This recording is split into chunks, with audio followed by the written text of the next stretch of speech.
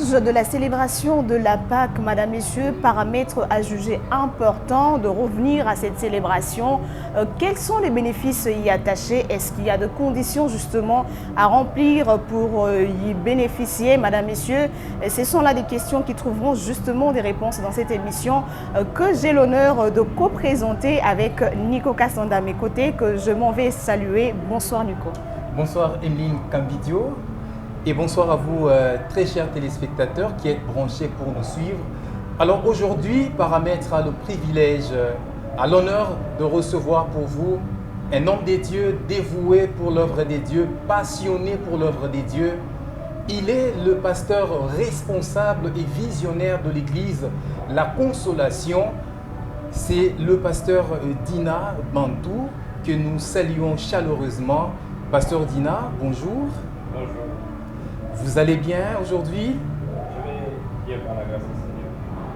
Alors, comme on l'a dit, Paramètre a le privilège aujourd'hui de vous recevoir. Merci. Alors, nous sortons fraîchement de la célébration de la Pâque. Tous les chrétiens ont célébré la Pâque depuis le week-end. Aujourd'hui, nous parlons de la Pâque. Globalement, que peut-on retenir de la Pâque?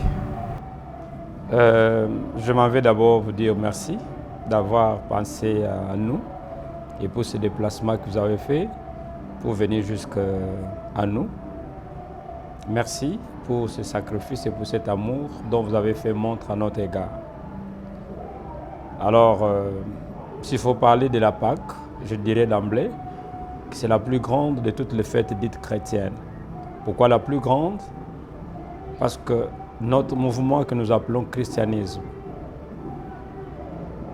trouve sa force par la mort et la résurrection de celui que nous appelons Jésus-Christ.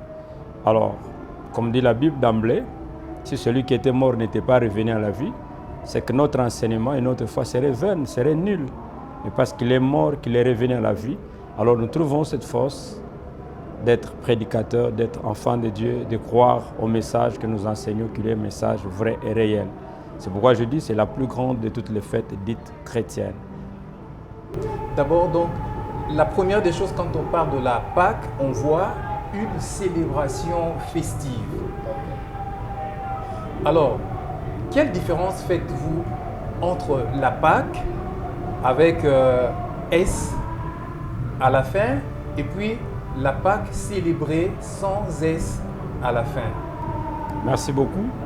Déjà, avant d'aller dans des considérations purement scripturaires, vous voyez, même les dictionnaires français déjà, les dictionnaires profanes, établissent une nette différence entre la Pâque avec S et la Pâque sans S, pour dire que la Pâque sans S, elle est définie comme la Pâque juive.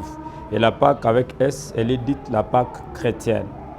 Alors, s'il faut aller dans des considérations beaucoup plus scripturaires en tant que chrétien, vous voyez, la Pâque juive, elle représente pour les Juifs comme étant leur indépendance. Pendant 4 siècles, ils étaient en captivité, ils étaient en esclavagisme en Égypte. Et pendant ce temps-là, ils étaient en train de prier les dieux de leur père pour qu'ils leur viennent à la rescousse ou encore en aide, les sortir de cette situation. Et après toutes les tentatives, bien sûr par la personne que Dieu avait choisie comme libérateur qui est Moïse, toutes ces tentatives, Moïse pouvait faire en voyant Pharaon, ça n'allait toujours pas. Les cœurs de Pharaon étaient restés durs, il ne voulait pas les laisser partir. Jusqu'à ce qu'on arrivera au dernier numéro, j'appelle ça comme ça. Dieu lui-même, il dit dernière cartouche. Pourquoi j'appelle ça dernière? Parce que vous voyez toutes les précautions que Dieu lui-même avait prises. C'est comme si cette fois-là, il était rassuré que ce numéro-là n'allait plus rater. Il dit à Moïse, vous allez tuer un agneau, mâle bien sûr, et puis cet agneau devrait être mangé en famille. Si votre famille elle est trop petite, c'est alors qu'on devrait associer le voisin. Et puis le sang devrait être appliqué dans les linteaux pour servir de signe. Lorsque l'ange détecteur devrait passer, quand il verrait le sang, alors il allait voir que là-bas se trouvait un juif, un enfant d'Israël. Il allait les épargner. Vous voyez ça? Alors, quand Dieu les a sortis, Ça, c'est devenu la plus grande même des fêtes chez les Juifs, ou encore l'événement le plus marquant de leur histoire. Et chaque année, une fois l'an, ils devraient célébrer cela, comme si c'était leur indépendance qu'ils étaient en train de fêter. À la différence de la fête dite chrétienne, donc la Pâque chrétienne, donc avec S, c'est que nous célébrons à notre ère.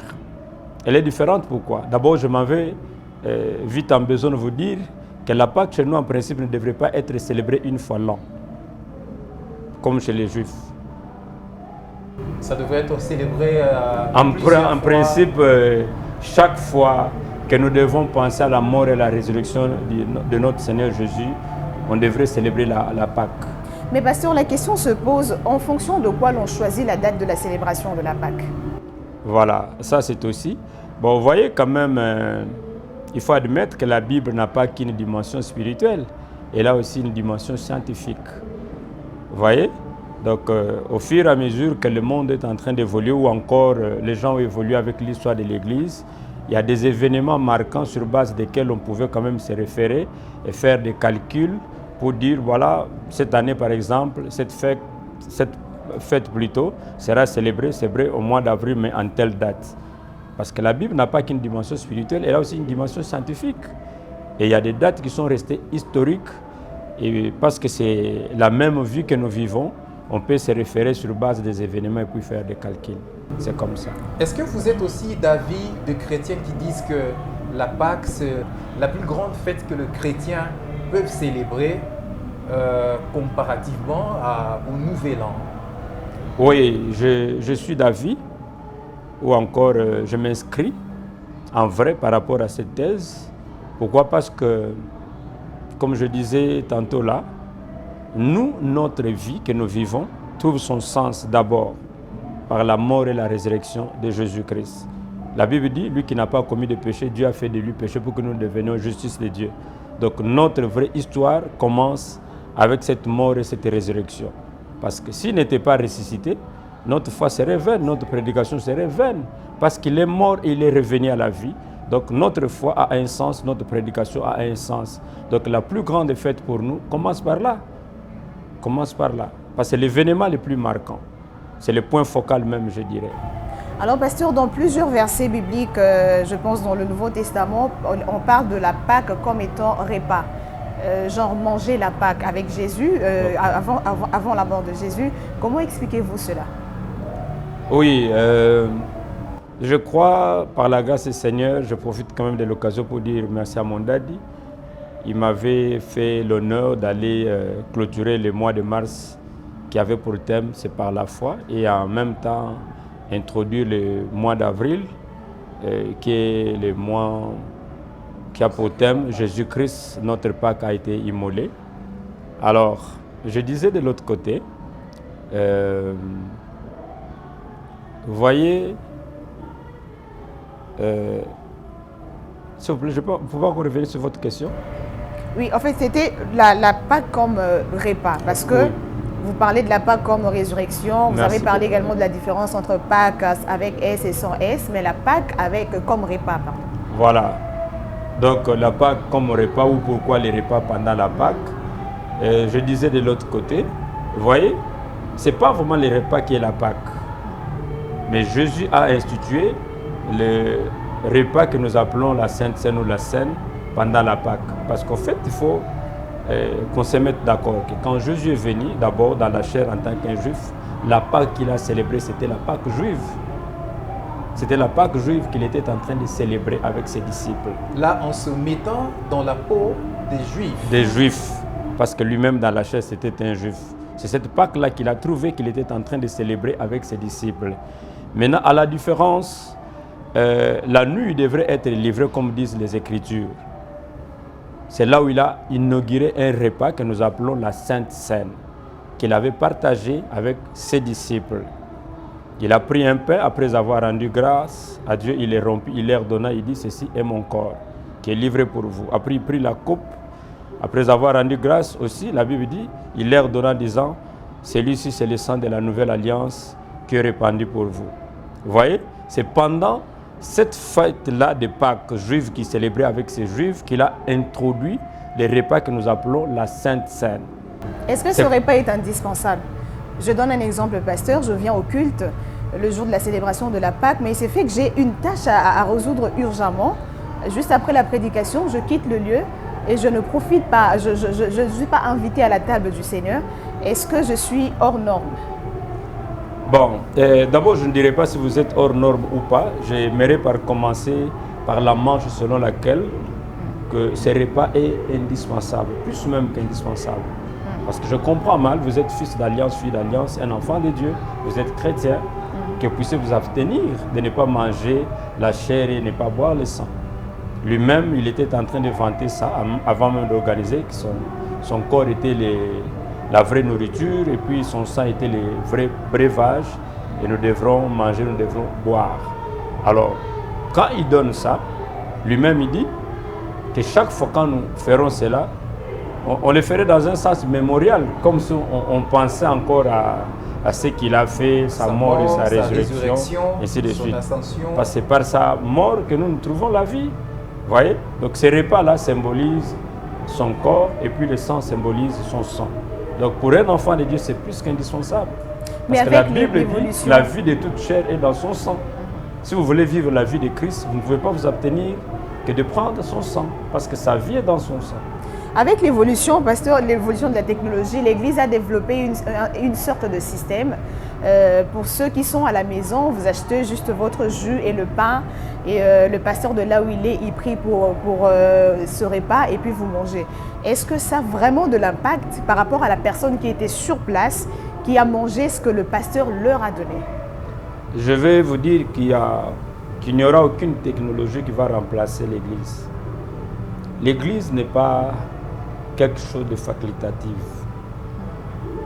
Ou de facultatif, je vais, je m'engage, je ne veux pas, je ne m'engage pas. L'Église, c'est la stratégie de Dieu même pour nous maintenir à l'heure dans la foi.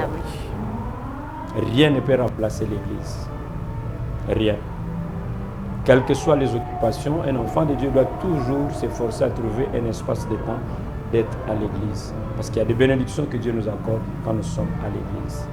C'est vrai, quelquefois ça peut arriver, s'il y a des raisons valables qui font que vous ne soyez pas là 1 ou 2 jours, mais si ça devient une habitude, vous dites, bon, moi je n'ai pas le temps d'aller communier, toujours pour la Sainte Seine compris pour moi au loin, là ça devient très compliqué. Mais je crois que ça peut arriver 1 ou 2 fois, 3 fois même, tout dépend. Pour des cas de maladie, par exemple? Oui, cas de maladie, par exemple, ou peut-être il y a un autre dossier qui a fait que vous n'êtes pas en mesure de pouvoir vous déplacer. Mais sinon, faites toujours un effort de trouver un espace de temps de vous retrouver à l'Église. Parce que l'Église, c'est la stratégie de Dieu pour nous garder en chaleur jusqu'à ce qu'ils reviennent. La Bible dit, tous ceux-là qui croyaient, le Seigneur les a ajoutés à l'Église. Alors, pasteur, est-ce qu'il y a-t-il un rapport entre naître de nouveau et la prise de ce repas-là? Voilà. Je répondais aux questions d'une de vos consoeurs aussi. Je peux même citer le nom, la sœur Nathalie Tatama, qui est venue nous voir aussi ici. Il faut admettre que sur le plan ecclésiastique, je parle de l'église locale, il y a, je ne voudrais pas appeler ça des lois, il y a peut-être des règles ou sinon des lois qui régissent les églises locales. Dans certaines communautés, quand vous allez par exemple, on va vous dire quelqu'un qui n'a pas été baptisé par immersion ne peut pas prendre part à ces repas. Ou encore une femme qui, je ne sais pas, deuxième bureau ou quoi, là on vous dit elle ne peut pas monter à la table du Seigneur. Un enfant non plus n'est pas autorisé. Il y a des règles comme ça, il y a des lois sur le plan ecclésiastique. Je ne voudrais pas d'abord m'engager dans ces débats-là.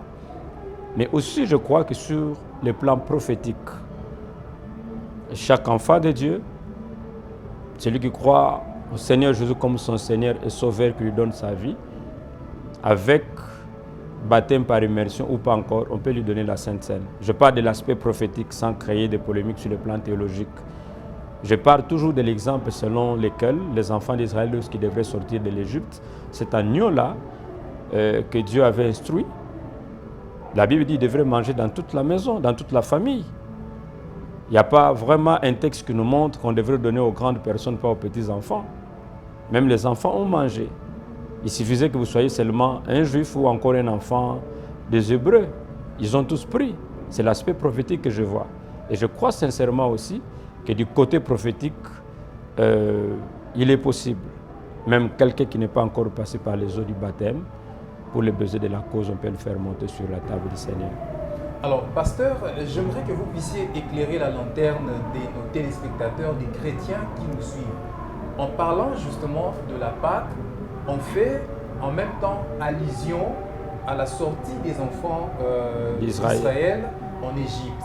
Et lorsque on vient dans le Nouveau Testament, on nous parle de la résurrection de Jésus. Mais pensez-vous pas que cela prête quelquefois à confusion? Voilà. Je vais expliquer ça en termes clairs. N'oubliez pas que la Bible dit que le salut vient premièrement des Juifs. Pourquoi il y a toujours cette comparaison? Parce que l'histoire de la Pâque ne commence pas avec nous. Parfois, pour bien comprendre une chose, il faut toujours jeter un coup d'œil, comme on dit, vers ses origines. Parce que la Pâque a commencé avec les Juifs et que les Juifs ont célébré la Pâque. C'est par là que nous disons toujours que pour eux, ils célébraient leur sortie de l'Égypte. Parce qu'on ne peut pas parler de la Pâque directement, commençant par nous, sans quand même qu'on ait un regard par le passé, comment c'était célébré. Un regard historique. Un regard historique. Et je crois même, c'est des raisons pour lesquelles il y a des sciences qui nous permettent, avant d'interpréter un texte de la Bible, de faire ce qu'on appelle l'exégèse. Donc chercher à comprendre ce que l'auteur a voulu dire par rapport à ce texte avant qu'on l'applique chez nous aujourd'hui. Pour les enfants d'Israël, c'était la sortie de l'Égypte, c'était leur indépendance. Parce que tant qu'ils étaient esclaves en Égypte, ils ne parleraient pas de tous les miracles que Dieu a fait faire au milieu de ce peuple après. Donc ça, c'était devenu l'événement le plus marquant de leur histoire. Mais pour nous aussi, en tant qu'enfants de Dieu, nous disons qu'il n'y a pas meilleur que ce que Jésus a fait, donner sa vie et verser de son sang pour nous racheter. C'est comme si notre histoire commençait par là. Vous voyez? C'est comme si notre histoire commençait par là. Parce qu'au fait, quand vous parlez de la nouvelle naissance, naître de nouveau, ce n'est pas qu'on rentre encore, comme a dit Nicodème, en posant cette question à Jésus dans le ventre de sa mère et renaître. Non, non. Dire, parce que j'accepte Jésus comme mon Seigneur et Sauveur, et que ce Jésus-là vient en moi, c'est considérer que je commence une nouvelle vie. Je suis maintenant une nouvelle personne. Alors, parce que cette nouvelle vie-là, qui fait de vous une nouvelle personne, commence avec la personne de Jésus. C'est pourquoi nous disons que c'est par la mort et la résurrection de Jésus que nous trouvons l'essence véritable par rapport à notre foi et à notre vie. Donc, je pense qu'il n'y a aucune raison qu'une confusion soit prêtée là. Alors nous poursuivons. Est-ce qu'il y a-t-il de prérequis, de conditions à remplir justement pour entrer dans les bénéfices de la Pâque? S'il y a une condition pour entrer dans le bénéfice de la Pâque, la plus grande condition, je dirais, acceptez Jésus comme votre Seigneur et Sauveur. Parce que si les bénéfices que nous procure la Pâque, vous êtes en dehors de la foi, vous n'êtes pas en Jésus, comment vous allez tirer tous ces bénéfices-là? S'il y a une condition, hormis peut-être les considérations d'après les confessions, les tendances, mais moi, à mon humble avis, j'estime, la plus grande condition, c'est de donner sa vie au Seigneur Jésus, accepter Jésus comme son Seigneur et Sauveur. S'il devient votre maître et vous devenez son enfant, tous les bénéfices liés à la Pâque deviendraient vos bénéfices à vous. Et donc là, la nature adamique que nous avons héritée dans la chair ne joue pas. Là, ça, on ne regarde pas ça. Voilà. D'abord, il faut admettre aussi que la raison pour laquelle Jésus est monté sur la croix, je ne sais pas si je vais vite en besoin par rapport à vos préparations, nous racheter aussi cette nature. Mais on entend quand même, même les non-chrétiens disent « Ah, aujourd'hui c'est la Pâque, je vais quand même prier. » Mais lorsque vous suivez de près sa vie, sa communion, c'est quelqu'un qui n'a jamais accepté Jésus-Christ comme son Seigneur, mais il est quand même parti prendre part à cette célébration. Et même ceux qui se font appeler de chrétiens, mais lorsque vous suivez la vie de près, comme quelqu'un qui dirait il a accepté Jésus comme sauveur et non comme Seigneur. Que doit être la vie d'une personne qui a véritablement accepté Jésus comme Seigneur et comme sauveur? Merci beaucoup. Je ne voudrais pas d'abord que nous puissions voir des choses d'après les réalités de notre environnement. Et moi, je suis beaucoup plus basé sur les vérités scripturaires. Parce qu'il est vrai aussi qu'on constate entre la vérité et la réalité de ce qu'on vit qu'il y ait une marge au milieu. C'est possible. Vous voyez, par exemple, quand nous disons accepter Jésus comme son Seigneur et Sauveur, il y a des gens qui trouvent ça plus facile, plus léger. Est-ce que c'est suffisant accepter Jésus comme son Seigneur et Sauveur, lui donner sa vie? Ils trouvent comme si cela n'est pas suffisant pour devenir enfant de Dieu. Mais si cela n'est pas suffisant, qu'est-ce qu'il faut encore de plus? Si cela n'est pas suffisant. Partons des bases scripturaires. Quand quelqu'un accepte Jésus comme son Seigneur et Sauveur, parce qu'en fait, l'accepter comme votre Seigneur voudrait dire il devient le maître qui contrôle, qui dirige. Il devient votre maître qui contrôle, qui dirige. Vous ne pouvez pas l'accepter comme votre Seigneur et Sauveur et continuer à conduire votre vie vous-même. Ce n'est pas faisable. Là, il n'est pas encore votre Seigneur. Et là, vous conduisez votre vie comme si vous n'avez pas de comme modèle. Comme si vous n'avez pas de modèle, comme si jusque-là, vous-même, vous étiez le maître de votre vie. Non, non, non. Les enfants de Dieu ne vivent pas comme ça. Ça sont des choses peut-être que nous remarquons dans notre société par rapport aux réalités. Bon, quelqu'un qui dit qu'il a accepté Jésus comme son Seigneur et Sauveur, mais qui continue à être maître de sa propre vie. Ce n'est pas comme ça que ça devrait se passer. Moi, je vois des bases scripturaires. Quand quelqu'un accepte Jésus comme son Seigneur et Sauveur, il devient son maître, c'est lui qui le dirige, c'est lui qui le contrôle. Donc sa volonté est soumise plutôt à la volonté du Seigneur. Alors, j'ai encore écouté ce que vous avez dit par exemple. Il y a des gens qui viennent à l'église, ils n'ont pas accepté Jésus comme son Seigneur et Sauveur. Bon, il dit pas c'est la fête, je vais fêter, je vais parfois même prendre part à la table du Seigneur. Ces choses-là ne peuvent pas nous étonner. Je vous disais tantôt là que l'histoire juive nous aide quand même à comprendre ce qui se passe aujourd'hui et à établir la différence ou la comparaison qu'il y a. Vous voyez, quand les enfants d'Israël sont sortis de l'Égypte, tous ceux-là qui étaient sortis n'étaient pas vrais juifs. La Bible nous parle des ramassis. Donc, des Égyptiens qui ont trouvé bon de sortir de l'Égypte et de partir avec les enfants d'Israël. Juste par habitude, parce que je suis habitué de vivre à côté d'Emeline ou encore de Nico. Et ils sont juifs, ils sont israélites, ils sont en train de partir. On peut les appeler des opportunistes. Voilà. Mais les termes bibliques, on les appelle des ramassis. Ils acceptent de quitter l'Égypte et de partir. Et dans la plupart des cas, quand vous voyez dans la Bible des murmures qu'il y a eu tout au long de leur marche, voilà, les gens qui pensaient toujours à retourner en Égypte parce qu'ils ont laissé des concombres et autres choses là. Ce sont ces ramassis-là qui étaient à la base. Parce qu'ils n'étaient pas vraiment israélites. Ils n'avaient rien à voir avec les promesses de Dieu pour son peuple. C'est tout à fait normal qu'ils aient toujours un regard tourné vers l'Égypte, pensant aux concombres et puis ainsi de suite. Ce sont eux qui étaient à la base, qui incitaient certains même des enfants d'Israël à se révolter contre Moïse pour chercher à se retourner. Donc même aujourd'hui, c'est possible. Il y a des gens qui viennent à l'église par habitude, parce que maman est chrétienne là-bas, papa est chrétien là-bas, c'est mon frère, c'est mon ami, on a étudié ensemble, il prie dans telle église, c'est une grande église, là-bas les gens s'habillent bien, ils parlent bien, alors il veut lui partir, il n'a rien à voir avec la vie de Dieu.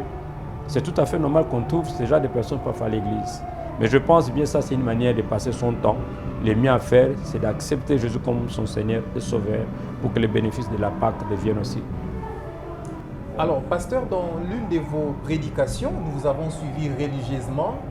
Vous avez souligné que chaque fois que le chrétien célèbre la Pâque, en fait, il célèbre le don de Dieu. Qu'est-ce que cela signifie?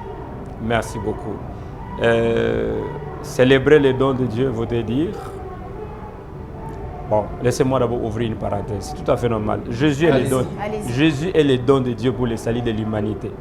Le Saint-Esprit est le don de Christ pour nous en tant qu'Église. Et les dons que nous appelons les dons du Saint-Esprit, de parler en langue, de prophétie, autres, là sont les dons du Saint-Esprit. Donc Jésus est le don de Dieu pour le salut de l'humanité. Mais Jésus a fait comme dans l'Église. Le Saint-Esprit, c'est pourquoi il a dit, il est avantageux que je m'en aille. Si je ne pars pas, l'autre consolateur ne viendra pas. Et quand je serai parti, je vous enverrai un autre consolateur. Qui a fait cette promesse? C'est Jésus. Il nous envoie le Saint-Esprit. Il a dit aux disciples, ne partez pas encore, ne sortez pas, restez sur place jusqu'à ce que viendra celui que je vous ai promis, le Saint-Esprit. Donc c'est comme ça qu'il faut comprendre ça. Quand je dis Jésus, c'est le don de Dieu que nous célébrons. Parce qu'en fait, parce que le péché nous a séparés de Dieu, et que Dieu, par son amour, voulait encore nous sauver, et nous réconcilier avec lui. Le seul moyen que Dieu avait, c'est nous donner ou de nous envoyer son Fils. Et celui que Dieu a envoyé, pour nous, c'est celui que j'appelle les dons de Dieu. Alors, pasteur, c'est une question qui dérange un peu, parce qu'on se dit, Dieu est capable de tout. Il pouvait passer par d'autres moyens. Comme quelqu'un qui dit, il pouvait faire autrement, mais Jésus se dépouille de l'honneur qu'il avait, il se fait chair, il vient mourir. Pourquoi seulement la mort? Y avait-il pas d'autres moyens? Parce que Dieu est capable de tout. Voilà. Je reviens toujours à mes interventions à Bandal. Je peux avoir ramassé ces histoires-là et dans mes interventions. Et puis ce sont des questions que les gens se posent souvent. Pourquoi Dieu ne pouvait pas prendre un autre moyen? Les textes que j'ai donnés, Hébreux chapitre 4, verset 15, la Bible dit, nous n'avons pas un souverain sacrificateur qui puisse compatir avec nous. Sinon celui-là qui a été tenté en toutes choses, ayant vécu sur cette terre, dans la chair humaine comme nous, tenté en toutes choses. Il a souffert des choses dont nous avons souffert. C'est alors qu'il peut bien compatir avec nous. Imaginez-vous un Dieu invisible, inconnu, qui veut nous sauver de manière, je ne sais pas, mystérieuse. Dieu est capable, il a tous les moyens, il n'est pas limité. Je pense que ce salut-là n'allait même pas être bien compris. Parce que la réponse au problème de l'homme, c'est l'homme. La réponse au problème des serpents, je dis, c'est le serpent. La réponse au problème d'argent, c'est l'argent.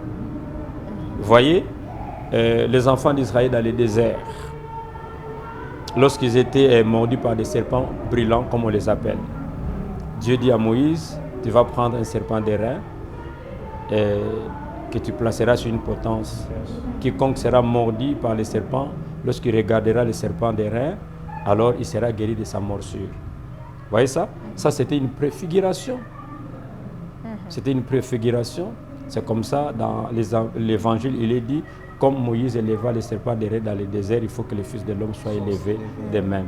Donc, ces choses-là, c'était comme des signes annonciateurs qui annonçaient la réalité qui allait s'accomplir en Jésus. Et la Bible dit, il y a un seul Dieu, mais aussi un seul médiateur entre Dieu et les hommes, à savoir Jésus-Christ homme. Pourquoi on précise Jésus-Christ homme? Ça signifie celui-là qui était venu comme un homme dans la chair humaine, qui a souffert des choses que les humains souffrent. Parce qu'au fait, vous ne pouvez pas compatir avec quelqu'un qui est en train de souffrir si vous n'avez jamais connu sa souffrance. Jésus devrait venir comme un homme dans la chair humaine, qui souffre des choses dont nous souffrons. C'est alors qu'il pourra être un bon souverain sacrificateur qui compatit avec nous, qui connaît les réalités humaines. Quand tu parles de la faim, il en a connu. Si vous êtes insulté, il a déjà été insulté. Il peut bien vous comprendre. Vous voyez? Donc il est venu dans cette forme-là humaine, parce qu'il est venu comme les dons de Dieu, comme je l'ai dit là, pour sauver les humains. Alors il fallait qu'il se mette dans la peau des humains, qui connaissent ce que les humains connaissent chaque jour. C'est alors qu'il pourra bien compatir avec nous. Il est mort, il est ressuscité. Et j'ai encore dit de l'autre côté. Sinon, s'il était juste venu comme ça, là, et il proclame le salut et puis il rentre au ciel, il n'allait même pas être le Seigneur des vivants et des morts. Il fallait par sa mort qu'il aille là-bas récupérer même la clé du séjour des morts pour qu'il devienne le Seigneur des vivants et des morts. Quels sont les bénéfices? Alors, partant des textes des Écritures, je peux épingler plusieurs bénéfices de la mort et de la résurrection de Jésus. Entre autres, je parle de la justification. La Bible dit, lui qui n'a pas commis de péché, on a fait de lui péché pour que nous devenions justice de Dieu. Quand je parle de la justice de Dieu, ça, il est question de l'imputation. Vous voyez, sur le plan scientifique, lorsqu'on parle de l'imputation, ça signifie on prend la valeur qui est dans un compte là, qu'on impute à un autre. Vous voyez? Donc on crédite dans le compte de... Voilà. Donc, ce n'est pas quelque chose qui vous est donné de façon méritoire. Vous n'avez pas mérité, nous n'avons pas mérité. Mais juste nous avons cru, et parce que nous avons cru, une justice nous a été imputée. Lorsque Dieu nous regarde maintenant, il nous regarde comme justes, des personnes innocentées, des personnes justifiées. Et il y a des termes que j'aime bien quand je parle de la justification. Permettez-moi, peut-être vous allez trouver ça comme une répétition, j'en ai parlé, j'en parle encore, mais je ne vais jamais me fatiguer de ça. Et ça me permet quand même à bien comprendre les réalités de ce que nous sommes bénéficiaires. Vous voyez, quand quelqu'un a été reconnu coupable, après le procès, bien sûr, il est jeté en prison, il sait qu'il doit écoper par exemple une peine de 10 ans, 12 ans, 20 ans, ou peut-être moins que ça. Le seul moyen pour lui de sortir de cette prison-là, c'est peut-être après avoir purgé sa peine, ou encore il aura besoin d'une amnistie, une autorité supérieure qui prend par exemple la mesure d'amnistier certaines personnes qui ont été reconnues coupables et condamnées. Alors celui-là, il aura besoin de l'amnistie. Quand son nom est repris sur la liste, on dit voilà, il a été amnistié. Donc, on a eu pitié de lui par l'autorité suprême. Mais pour nous, ce que Jésus a fait, la Bible ne parle pas de l'amnistie. La Bible parle de la justification. Un homme justifié, c'est un homme qui n'a jamais été reconnu coupable. Donc c'est comme si Jésus voudrait dire les faits pour lesquels on voudrait vous accuser aujourd'hui n'ont jamais eu lieu. N'ont jamais eu lieu. Ce sont des faits, peut-être qui se sont déroulés même avant votre naissance. Parce que pour lui, il considère votre vraie naissance à partir du moment où vous l'acceptez comme votre Seigneur et Sauveur. C'est pourquoi on parle de la nouvelle naissance. Les choses commencent là. Tout ce que vous avez eu à faire, à commettre dans le passé, ça ne compte pas. Jamais. Vous êtes innocenté. Vous êtes non coupable. C'est pourquoi la Bible dit, il n'y a plus maintenant donc de condamnation pour ceux qui sont en Jésus-Christ. Parce que vous êtes en Jésus-Christ. Je ne parle pas de ceux qui sont à l'église, ceux qui sont en Jésus-Christ. Quand il est devenu votre Seigneur, votre Sauveur, donc ça signifie, maintenant, il n'y a plus de condamnation pour vous. Parce que les choses pour lesquelles on devrait vous condamner, les faits pour lesquels l'accusateur, le diable vous accuse, lui il dit non, non, non, non, ces faits-là ont eu lieu avant sa naissance. En droit, ce n'est pas faisable. Heureusement, je suis devant un homme de droit. Vous voyez, ces faits-là en droit, ça ne peut pas être possible. Condamner quelqu'un pour des faits commis avant sa naissance. Quelqu'un qui est né en 1900, je ne sais pas, 70. Est-ce qu'on peut le condamner pour les faits commis en 1960, avant sa naissance, 10 ans avant sa naissance? Non, ce n'est pas faisable. Ce n'est pas faisable. Donc Dieu est plus que les hommes de droit même. Dieu est plus que les législateurs de ce monde. D'ailleurs, voilà. C'est pourquoi je disais que la Bible n'a pas qu'une portée spirituelle, elle a aussi une portée scientifique. Dieu connaissant ces choses-là, il savait qu'il faut parler de la justification. Donc, on est reconnu innocent, non coupable. Donc, il n'y a aucune condamnation pour ça. Voilà, chers téléspectateurs, nous poursuivons avec votre émission Paramètres qui a l'honneur de recevoir pour vous aujourd'hui le pasteur Dina Bantou, qui est le pasteur responsable de l'église La Consolation. Alors, le révérend Dina, vous avez parlé déjà de bénéfices de la Pâque et tout à l'heure, vous avez si bien expliqué la justification. Alors, qu'en est-il de l'adoption? Merci beaucoup. L'adoption, c'est aussi l'un des bénéfices que nous tirons de la mort et de la résurrection de Jésus, ou sinon de ce qu'il a accompli pour nous sur la croix. Quant à l'adoption, je dirais de manière facile à comprendre que c'est notre statut qui change. C'est notre statut qui change, ça signifie Dieu nous adopte, il nous accepte comme ses enfants. Pour bien comprendre cela, vous voyez, je reviens encore pour dire heureusement que vous êtes un homme de droit. Vous voyez, chez vous en droit, quand un fils ou une fille a été adopté de manière légale, il jouit de tous les privilèges que les autres enfants, les autres enfants qui le sont par le sang bien sûr, de leur père, tout ce qu'ils ont comme privilèges, comme bénéfices, même droit à l'héritage. Celui-là aussi qui a été adopté, il aura droit à tout. C'est pareil dans le monde spirituel. Quand le Seigneur nous adopte, ça signifie maintenant nous avons droit aux promesses de Dieu, nous avons droit aux bénéfices que nous attire la mort et la résurrection de Jésus, parce que rien ne peut nous exclure. Notre statut a changé, nous sommes maintenant fils de la promesse, filles de la promesse, enfants de Dieu, Nous sommes acceptés comme ça. Au même titre que Jésus est accepté par les pères, nous aussi nous sommes acceptés. Et là, l'accusateur n'a plus le droit de nous accuser, parce que comme dit c'est pourquoi la Bible nous appelle donc, même... l'identité a complètement changé. L'identité a changé. C'est pourquoi je voulais utiliser le mot statut, parce que pour vous, là, quand vous parlez en droit de statut, vous dites là, c'est des mots même forts. C'est les mots forts.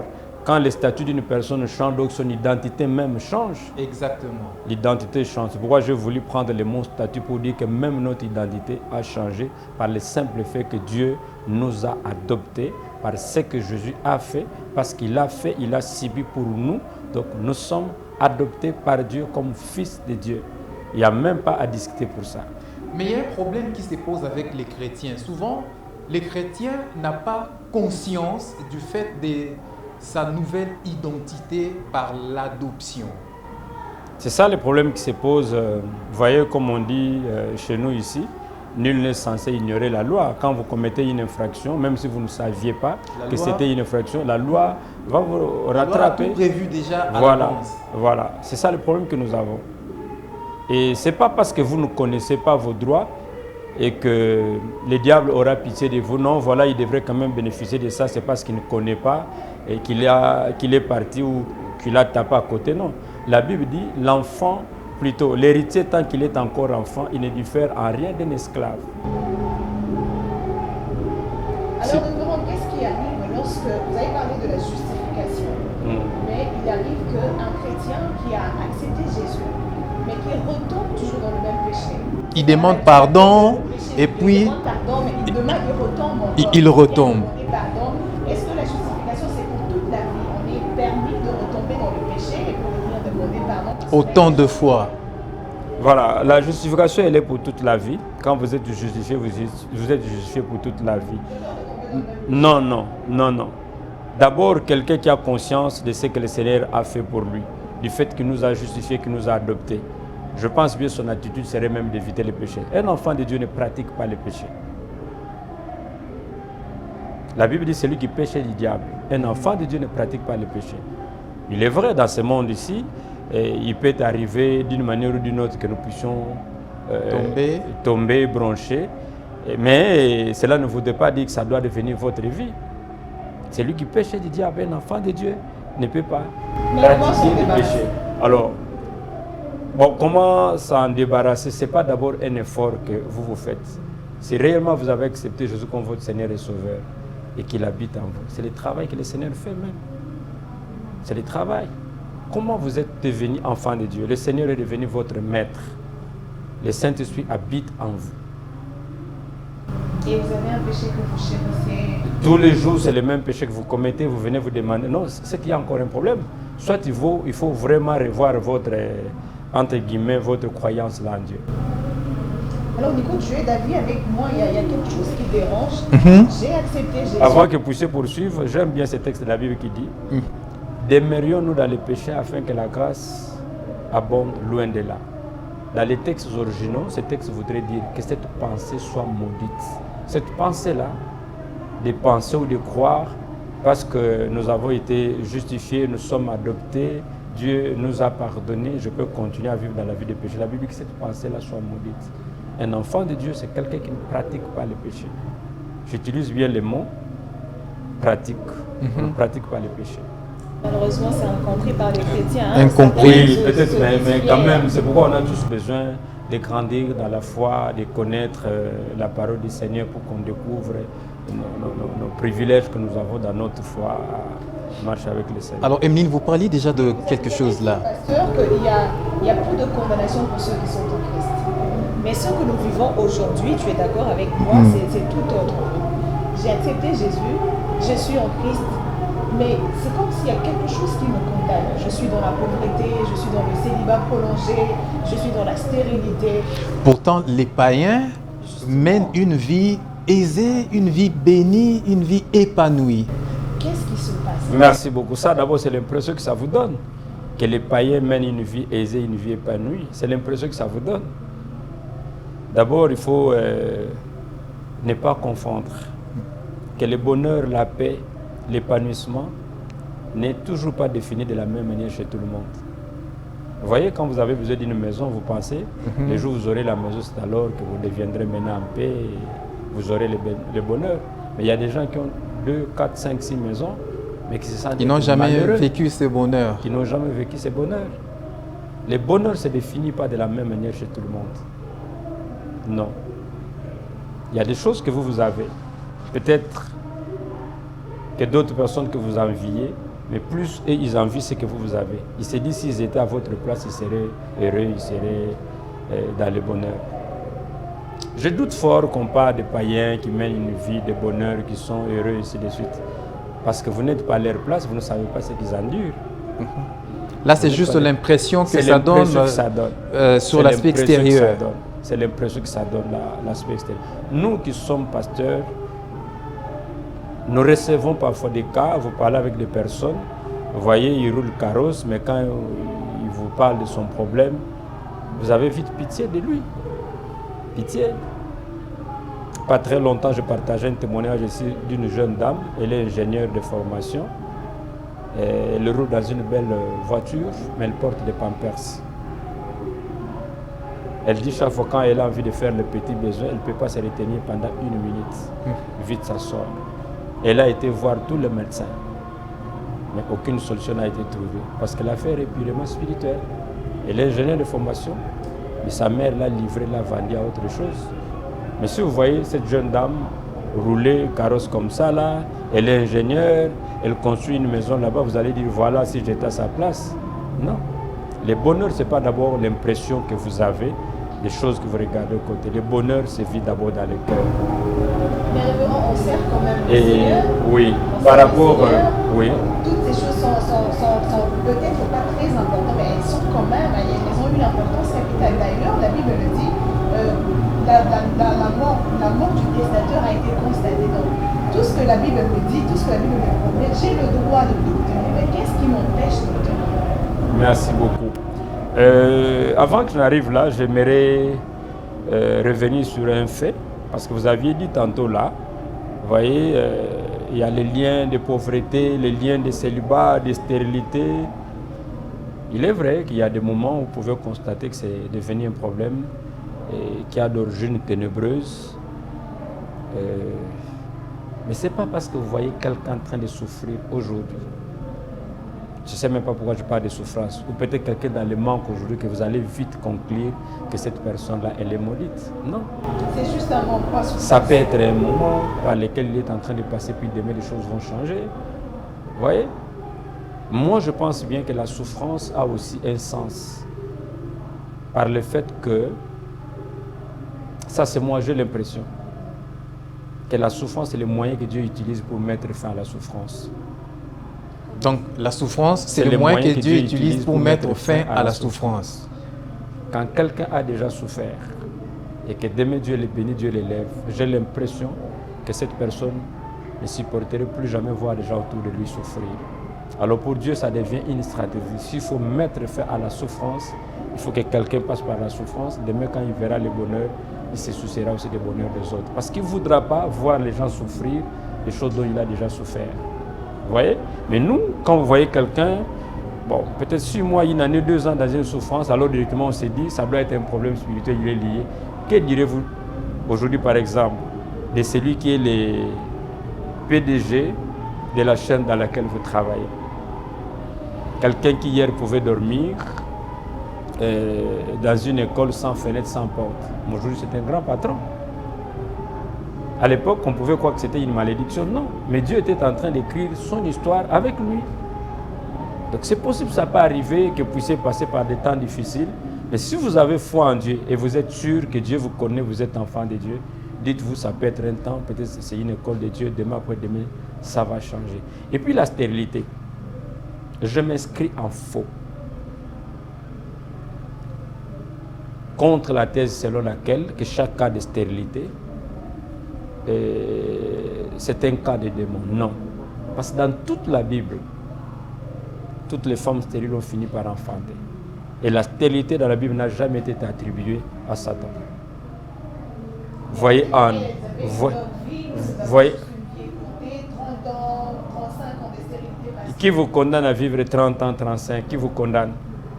Aujourd'hui, de nos jours, il n'y a pas de gens qui vivent un siècle. Il n'y a pas de gens qui vivent un siècle. Le problème, c'est ça.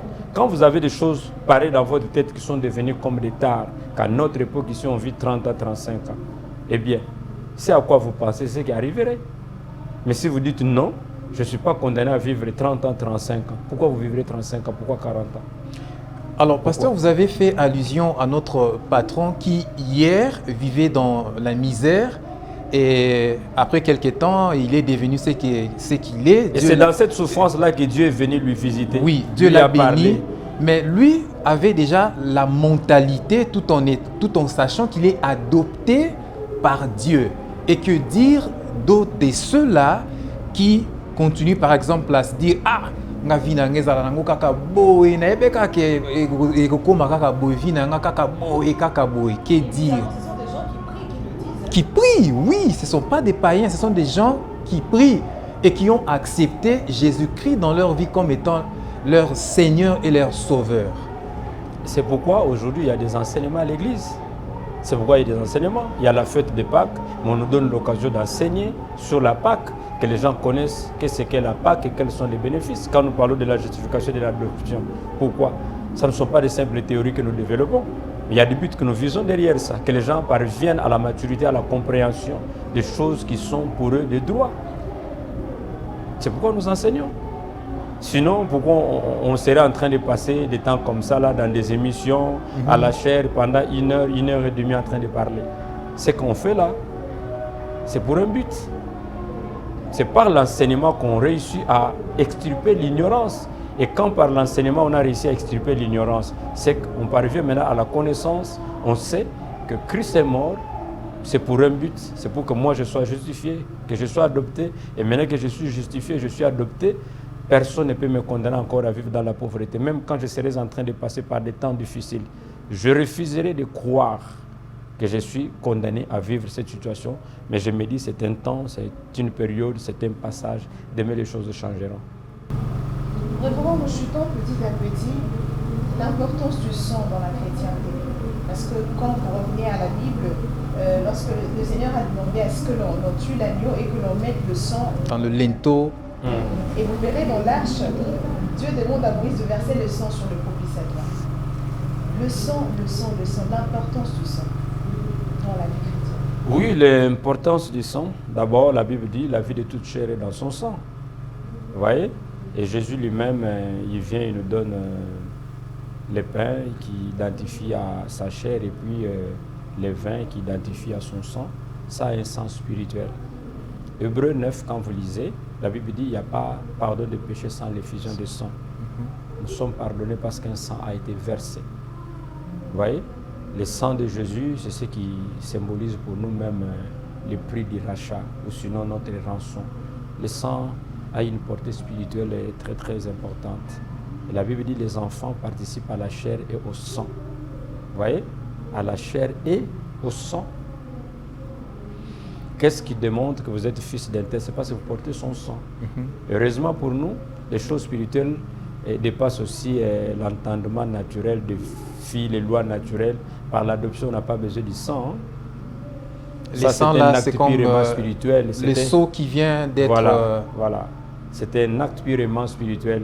J'expliquais l'autre jour, vous voyez, quand Jacob rencontre son fils Joseph, il dit, je ne pensais pas te revoir. Mais aujourd'hui, Dieu permet que je te revoie, non seulement toi, mais également tes enfants. Avec les enfants. Et directement, il les adopte. Il dit, ils seront amours.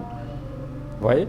Rien que par une simple parole, en tant que patriarche, quelqu'un qui connaissait la valeur des lois spirituelles, il peut déjà prendre ces enfants-là et Manassé et Ephraïm qui deviennent ses enfants, lui dit, seront comme Ruben et Siméon. Vous voyez? Rien que par la parole, parce que la parole a une puissance, la parole a une force. En tant que patriarche, en déclarant ces choses-là, il a su ce qu'il voulait dire. Vous voyez? Le problème aujourd'hui, l'Église néglige un peu plus l'aspect des choses. Quand nous parlons des choses à l'Église, on enseigne, bon, parfois les gens n'ont presque pas envie, ils veulent seulement guérir dans le corps physique. Et pourtant, la parole, elle, là même quand elle est bien enseignée, bien prêchée, elle apporte non seulement la guérison de l'âme, mais aussi la guérison aussi du corps. Pasteur Dina, après la Pâque, la vie continue. Ouais. Mais quelle attitude le chrétien doit adopter après la Pâque pour préserver les acquis De la Pâque. de la Pâque? Merci beaucoup. Vous voyez, comme disait votre consoeur tout à l'heure, les acquis de la croix ne sont pas pour un temps, ne sont pas pour une période. C'est pour toute la vie. Le Seigneur nous a sauvés, c'est pour toute la vie. C'est pour toute la vie. Alors, si après la Pâque, vous pensez, bon voilà, c'était juste pour le 17, on a célébré la Pâque, je prie la Sainte Seine et puis c'est fini. Je reviens à ma Je vie, reviens à mon ancienne vie. mon ancienne vie. Non, c'est comme si vous ne savez pas ce que vous êtes en train de faire. Considérez ça comme des choses de la vie, c'est pour toute la vie. C'est pour toute la vie. C'est comme quelqu'un qui est allé à l'université, il a étudié, je ne sais pas, 5 ans, il a son diplôme de licence. Après la collation, après la fête, il s'est dit, bon voilà, et ce diplôme ne servira plus à rien, soit je les déchire ou encore... Vous voyez, ça ne se passe pas comme ça. Vous avez étudié, on vous a donné ces papiers-là que vous appelez licence, ça voudrait dire vous êtes autorisé maintenant à aller faire la vie, à aller vivre la vie. C'est ce que veut dire le mot licence. Donc c'est permis. C'est le permis de la vie. Vous êtes permis maintenant de construire votre vie avec ces papiers. Vous voyez? Et ça, c'est pour toute la vie. Donc c'est pareil avec les acquis de la Pâque ou encore de la mort et de la résurrection de notre Seigneur. Ce n'est pas pour un temps, ce n'est pas pour une période. Ne commettez pas cette erreur de dire, bon voilà, la fête est passée, maintenant je reviens sur mon ancienne peau. Non, non. Ce que vous avez eu là, vous les avez eu pour toute la vie. Christ s'est offert une seule fois sur la croix. Il viendra encore mourir pour une deuxième fois. Non. Non. Il viendra au contraire nous prendre pour que nous allions vivre avec lui dans la félicité éternelle. Parce qu'il faut aussi admettre que la vie ne s'arrête pas que sur cette terre. Il y a la vie au-delà de la vie, mais il n'y a aucune possibilité du salut après la vie. Il y a la vie après la vie, mais aucune possibilité du salut après la vie. C'est maintenant qu'il faut accepter Jésus comme votre Seigneur et Sauveur. C'est maintenant qu'il faut accepter les dons de Dieu qui est Jésus qui a été envoyé pour nous. C'est maintenant qu'il faut travailler pour conserver votre salut. Quand je dis travailler, cela veut dire garder les acquis de la Pâque jusqu'à ce que le Seigneur revienne nous prendre. C'est pour toute la vie. Alors, pasteur, parlez-nous de l'église de la Consolation. Vous êtes son missionnaire. Justement, pourquoi la Consolation? Vous avez remarqué que dans le pays, il y a tellement de problèmes, il y a tellement de misère. Donc, mettons la Consolation, justement, pour ceux qui ont des problèmes, qui viennent, justement, pour avoir la Consolation. Moi, j'ai parlé avec le chef avant d'entrer dans ce plateau. Oui. J'étais en train de dire au chef, est-ce que le pasteur n'a-t-il pas été déçu quelque part? Et puis, il s'est dit, bon... pour me consoler, et puis finalement je viens créer mon église. Et ça, et la Consolation. Consolation. Okay. C'est bien. Bon, ce qui est vrai que chacun de nous a son histoire, et puis le Seigneur ne nous a pas tous rencontrés dans les mêmes circonstances. Et vous voyez par exemple, en Israël, les noms représentaient beaucoup. La première prophétie qu'on donnait à un enfant, c'était les noms. Vous voyez, ce n'est pas comme aujourd'hui, peut-être on donne le nom de n'importe quelle manière. Les noms étaient significatifs, c'était même la prophétie, et puis ainsi de suite. Quant à moi, ce n'est pas que j'ai été déçu, quelque part, ou encore par quelqu'un, non. Non. Je me rappelle, si j'ai bonne mémoire, le Seigneur nous a pris un peu trop jeunes, là, on n'a pas connu une jeunesse un peu mouvementée. Non, non, on n'a pas connu ça. Je suis né d'une famille où papa était catholique, maman était protestante. Mais par rapport à mes convictions, je pensais beaucoup plus que ce qui était enseigné à l'église protestante était plus proche de mes convictions que ce qui était enseigné de l'autre côté. Mais toutes les églises sont de bonnes églises et puis rien à voir avec une confession, une église.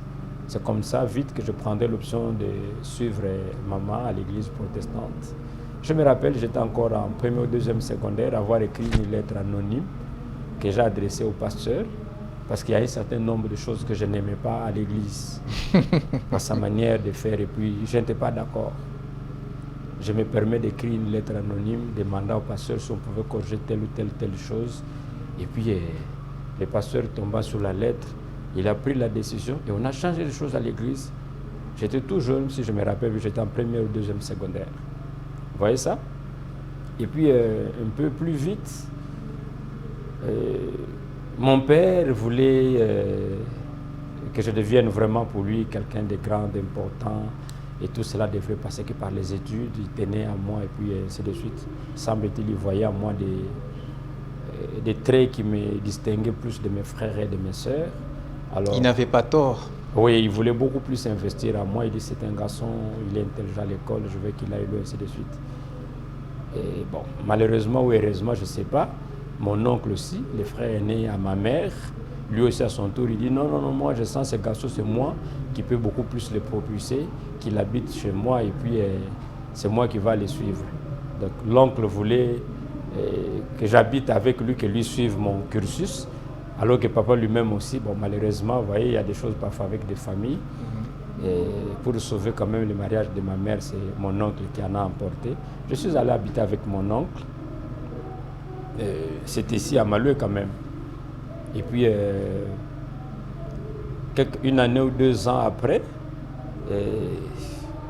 je grandissais déjà, donc ma compréhension du Seigneur aussi avait déjà presque changé. Vous voyez, déjà en première ou deuxième secondaire, j'ai écrit une lettre adressée au pasteur pour qu'on change un certain nombre de choses que je n'aimais pas. Le pasteur a pris ça en compte et maintenant là j'étais déjà, je crois, en 4e des humanités, donc j'ai aussi déjà pris de l'âge. Et comme par hasard, je vais rencontrer les bien-aimés. À l'époque, on appelait ça CADES, Communauté des Assemblées de Dieu au Zaïre. J'ai dit, bon, comme j'ai changé de milieu, maintenant je suis sur mon oncle, je vais commencer à la prier à l'église des Assemblées de Dieu. C'est comme ça que j'allais. Et puis, trop jeune, mon pasteur m'appelait Timothée le jeune pasteur. Je ne sais pas qu'est-ce qu'il voyait en moi. Chaque fois qu'il me voyait, il me saluait Timothée le jeune pasteur. Il était déjà inspiré divinement. Oui, c'est comme ça là. Donc, bon, il voyait des choses en moi. Plus on évoluait, ce n'est qu'après je me rendrais compte. Chaque fois qu'à l'église, il y avait peut-être des tensions ou des choses. Et mon pasteur voulait plus me céder l'espace, que je sois le prédicateur. Il me disait, toi tu as un message du genre à calmer les esprits, même quand il y a des tempêtes, même quand il y a des vents. Si tu viens avec un message, tu as toujours un message du genre à consoler les cœurs, à calmer les tempêtes. Moi je voyais qu'on m'utilisait, je ne comprenais pas, et ainsi de suite.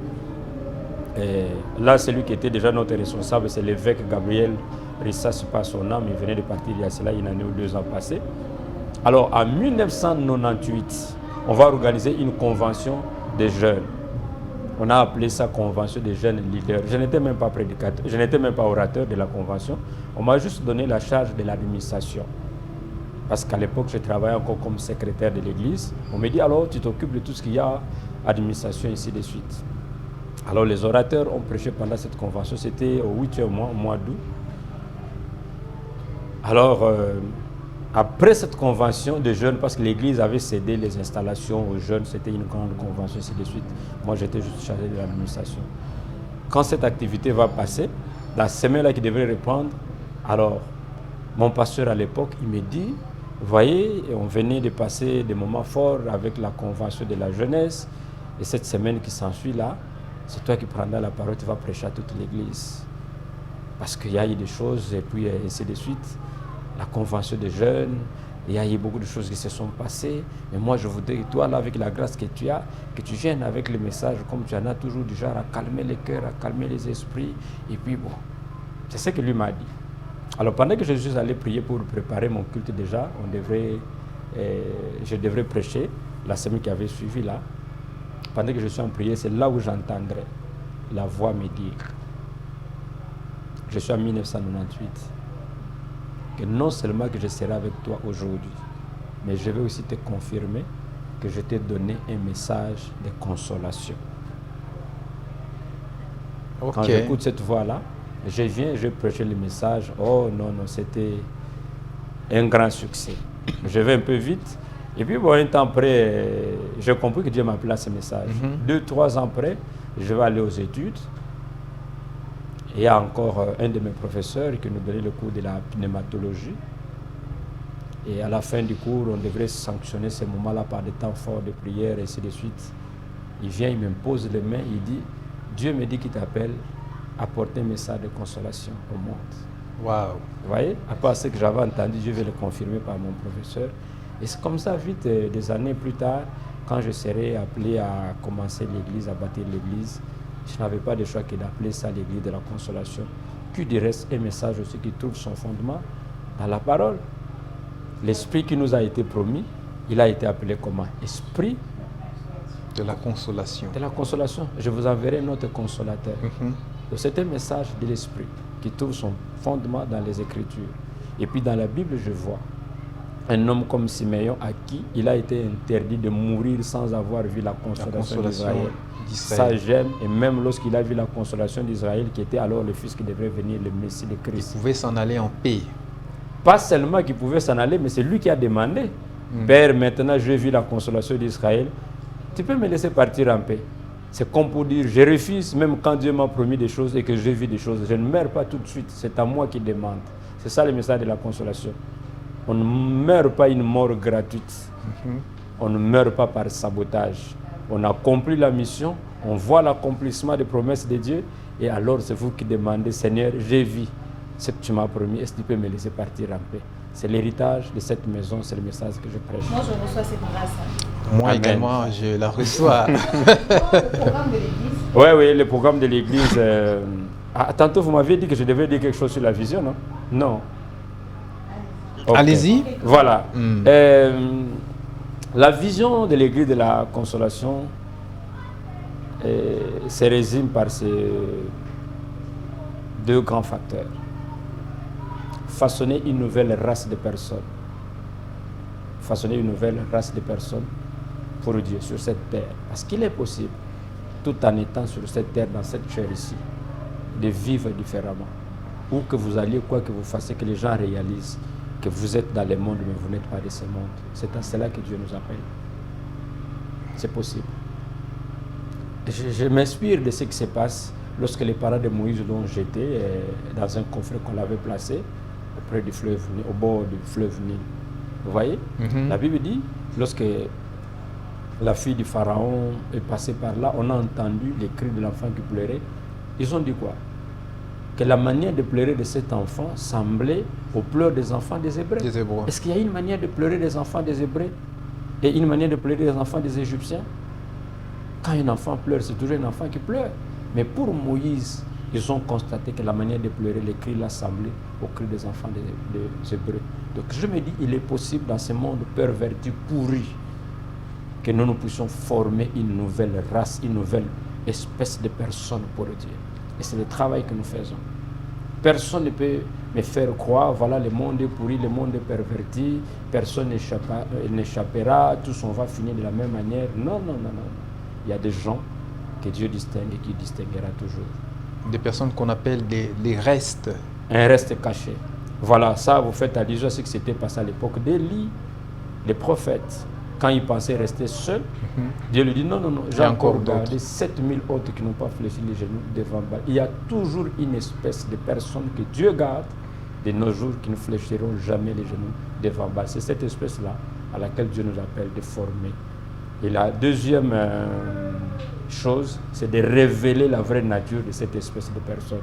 Parce que si vous formez cette espèce de personne-là au milieu des mondes tels qu'ils se présentent là, et que ces gens-là ne se manifestent pas, les gens ne vont pas remarquer. Il faut révéler la vraie nature cachée de ces personnes-là. C'est pourquoi la Bible dit, la nature soupire et attend avec un ardent désir la révélation des fils de Dieu, des fils au pluriel. Donc, il est possible. Donc vous inculquez à ces personnes-là des valeurs propres. Des valeurs du genre à se distinguer où qu'ils aillent, quoi qu'ils fassent. Qu'ils sachent que nous sommes dans ce monde, mais nous appartenons à un Dieu, nous appartenons à un peuple, nous appartenons à une alliance. Et je dis des éléments qui doivent se manifester partout où ils vont. Et pour y arriver, donc pour accomplir cette vision, il y a des valeurs sur lesquelles on se base. Ces valeurs, c'est ce qu'on appelle ailleurs des devises ou encore valeurs fondamentales. Et en fait, une valeur fondamentale ou des valeurs fondamentales, ce n'est pas ça vraiment la vision. Mais c'est les moyens qui vont vous permettre d'atteindre cette vision-là. Vous voyez, c'est comme la voiture a été faite pour rouler avec le carburant, mais le carburant n'est pas la voiture. Mais le carburant a été fait pour rouler avec du carburant. Donc les valeurs que j'enseigne, ce sont des moyens qui vont me permettre d'atteindre la vision de ce que tu m'as communiqué. Alors, pasteur Onesime, c'est déjà la fin. Quelqu'un qui opte pour la consolation comme église d'attache, quels sont les programmes? Oui, nous prions chaque mardi. De 17h jusqu'à 19h30, nous avons un culte d'enseignement que nous appelons agneau familial.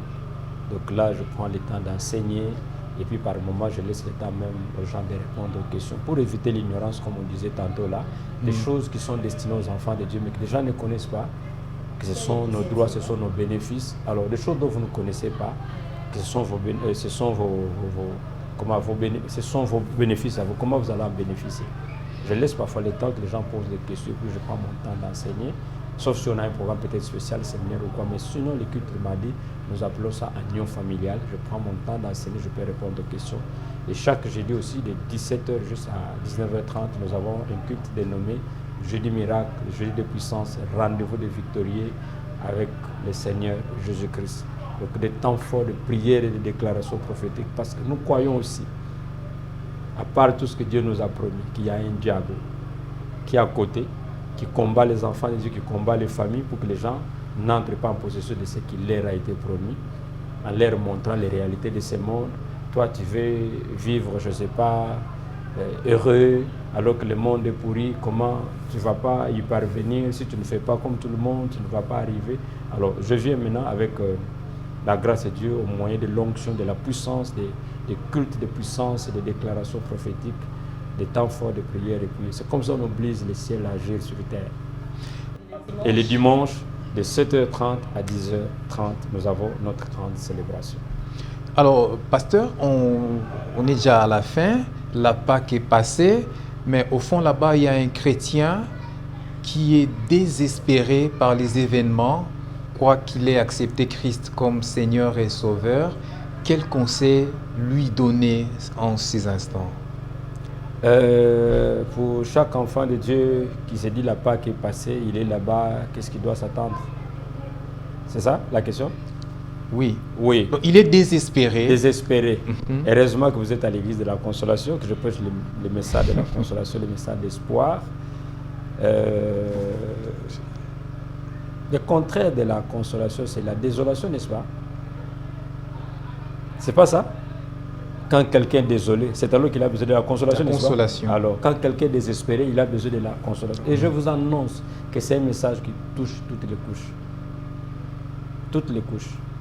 Alors, Personne ne peut s'épargner et dire, bon, il n'a pas besoin. Non, non. Vous voyez même des grandes parcelles, il arrive des moments, la grille ne s'ouvre pas, mais il arrive des événements qui font parfois que cette grille-là s'ouvre. Oui ou non? Bien évidemment. Que même le propriétaire de la parcelle, il a besoin de Il n'a pas besoin d'inviter forcément les gens. Vous voyez? Donc c'est pour dire, dans la vie, il y a toujours des choses qui arrivent pour lesquelles les gens ont toujours besoin de ces messages. Et je suis en train de dire à quelqu'un qui est désespéré, je ne sais pas à cause de quoi, peu importe ce qui est arrivé dans votre vie, Dieu est capable de vous relever. Nous-mêmes, nous sommes une preuve de ce que Dieu était capable de faire. Vous voyez, je parlais de l'Église, mais je n'ai pas parlé de mon témoignage. Les gens qui m'ont connu. On aura peut-être le temps. Peut-être on aura le temps et par la grâce du Seigneur. Moi, je suis une preuve vivante de ce que Dieu est capable de faire. Si mon père est ressuscité aujourd'hui, là où il m'avait laissé, là où je suis aujourd'hui, il va se demander qu'est-ce qui s'est passé. Mais c'est parce qu'il y a un Dieu au ciel qui peut prendre quelqu'un de néant et puis l'amener à la gloire. C'est pourquoi je dis que moi j'ai une autre manière de définir la souffrance. La souffrance, c'est les moyens que Dieu utilise pour mettre fin à la souffrance. La souffrance, c'est le protocole qui nous amène vers l'aéroport du bonheur. Ne désespérez pas, il y a un Dieu au ciel qui peut changer votre situation. C'est possible. Quand vous entendez les témoignages des uns et des autres, c'est une manière de nourrir votre foi et vous dire que Dieu est capable de le faire dans la vie de quiconque, parce que Dieu ne fait exception de personne. Alors c'était là le révérend Dina Bante de l'église de la Consolation. Madame, messieurs, merci de votre participation à cette émission. Mais le pasteur n'a pas... Une prière, parce que vous êtes au courant de ce qui se passe à l'église. Une prière pour l'église du Congo et on va finir par... Oui, avant que je ne prie, permettez que je vous dise que le scandale n'a pas commencé avec nous ou aujourd'hui. Même à l'époque de Jésus, il y avait des scandales. Mais rassurez-vous, aucun scandale ne détruira l'église de Dieu. Amen. Quand quelqu'un est l'objet de scandale, c'est sa vie qui détruira, mais pas l'église de Dieu. Le Seigneur a dit, même les portes de séjour de mort ne peuvent pas prévaloir contre son église. Rien et personne ne détruira l'église de Dieu. Même quand les gens disent les scandales partout, nous sommes fatigués, on n'a même pas envie d'aller dans des églises, c'est faux. Il y a des scandales au boulot, mais vous continuez à aller au boulot. Parfois même c'est votre promoteur de votre société, de votre firme qui a été à la base du scandale. Mais vous ne fuyez pas le travail, vous allez travailler. N'est-ce pas ça? Pourquoi Bien les aimé. gens vont sécher les églises? Parce qu'il y a des scandales à l'église. Les scandales, il y en a toujours eu, même à l'époque de Jésus. Même à l'époque de l'apôtre Pierre, même à l'époque de l'apôtre Paul, il y a eu des scandales. Mais ce n'est pas à cause d'un cas isolé que les gens vont sécher l'église. Et dimanche, je prêchais à l'église et je dis ceci. Si vous arrivez comme par mégarde, par inadvertance, que vous puissiez vous blesser sur un de vos doigts, est-ce que vous allez prendre une bande et bander tous les doigts? Non. Ou bien c'est seulement le doigt là qui est blessé? C'est seulement le doigt qui est blessé, Le doigt n'est-ce qui est pas? blessé. Alors, c'est comme ça. Pourquoi dire que tous les pasteurs sont pareils, toutes les églises sont pareilles? Non. Dieu a toujours un reste caché qui garde fidèle à lui. De deux, on ne refuserait jamais d'utiliser un couteau parce qu'un jour on a été blessé. Ce couteau-là qui vous a blessé un jour, demain vous aurez encore besoin de ce même couteau pour un autre besoin, pour un autre travail. Si vous avez été déçu quelque part, ne dites pas que c'est le Seigneur qui vous a déçu. Non, le Seigneur a encore des serviteurs, a encore des servantes, a encore des églises. Faites confiance au Seigneur et fréquentez l'église. On va prier. Seigneur Dieu d'amour, que l'honneur et la gloire te reviennent pour tout ce que tu fais et tu as encore fait pour nous. Je voudrais profiter de cette occasion de me revêtir encore de ces manteaux prophétiques que tu as placés sur moi pour bénir ces bien-aimés qui ont fait ce déplacement et jusqu'ici. Je prie également, Seigneur, que tu te souviennes de cette chaîne vers pâturage, dont le promoteur est le Père pour moi. Que cette chaîne aille toujours de l'avant. Merci et merci encore. Je prie pour tous les téléspectateurs qui auront le temps de nous suivre, qu'ils soient tous bénis au travers de tout ce que nous avons dit, que chacun trouve son compte et qu'il soit béni dans les précieux glorieux nom de Jésus-Christ. Nous avons ici prié. Merci Seigneur Jésus-Christ. Merci Seigneur Jésus-Christ. Amen. Amen. Merci Amen. Laurent d'avoir participé à cette émission, surtout d'avoir répondu valablement à nos questions. Nous vous disons merci. C'est moi qui vous remercie, surtout pour les déplacements que vous avez faits. Et merci à vous, chers téléspectateurs, d'avoir été nombreux au prochain numéro.